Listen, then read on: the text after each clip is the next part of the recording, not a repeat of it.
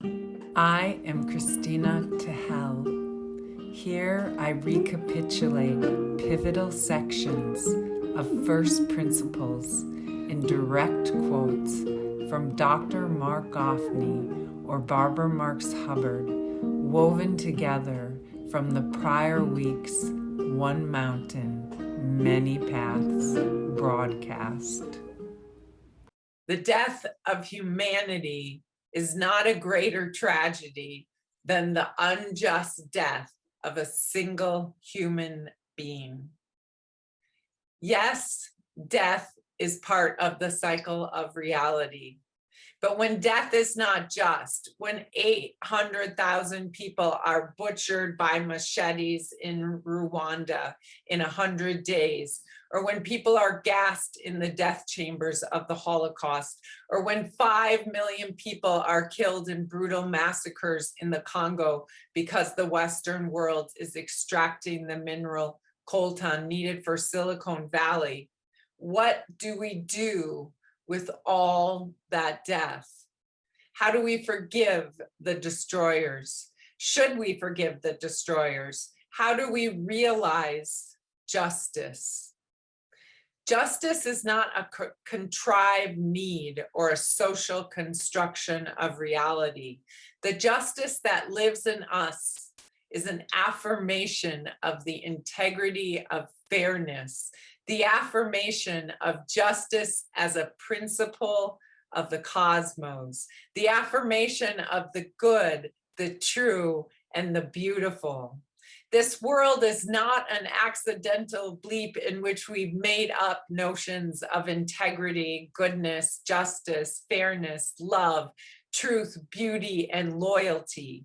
No.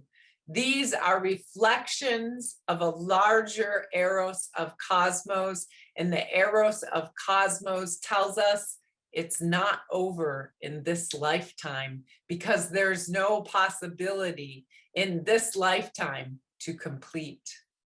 It's from that joy that we're going to innovate in interior technologies, that we're going to articulate an evolving set of first principles and first values, that we're going to form the ground of a new collective intelligence. We know in our bodies, love is real, and justice is real, and there's a continuity of consciousness.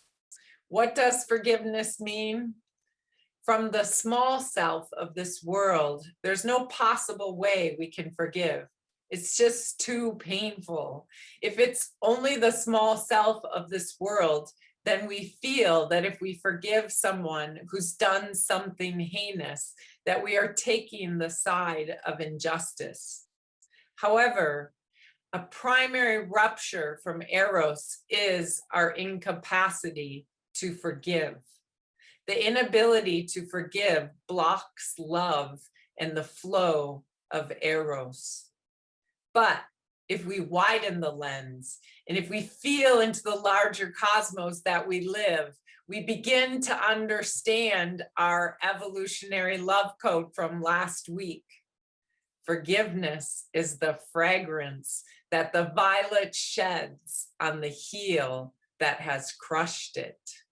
We begin to hold the paradox, to hold that often unfairness doesn't work itself out in this world.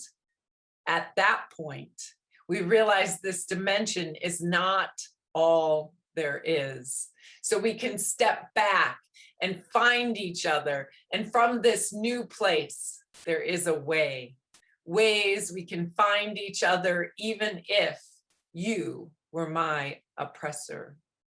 Once we have this larger frame, we can begin to go inside.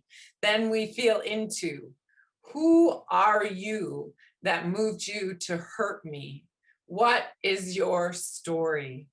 If we find each other's pain, feel each other's pathos, we can feel the root of each other's violation that lives in us, even if we didn't act it out in this lifetime. From that place, we can love madly and we can be free.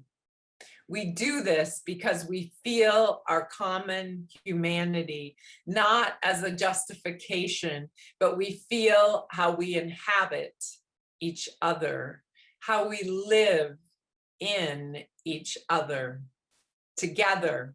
We have the capacity. We can make the decisions to go all the way in this lifetime, to change the course of history and to move from dystopia to utopia.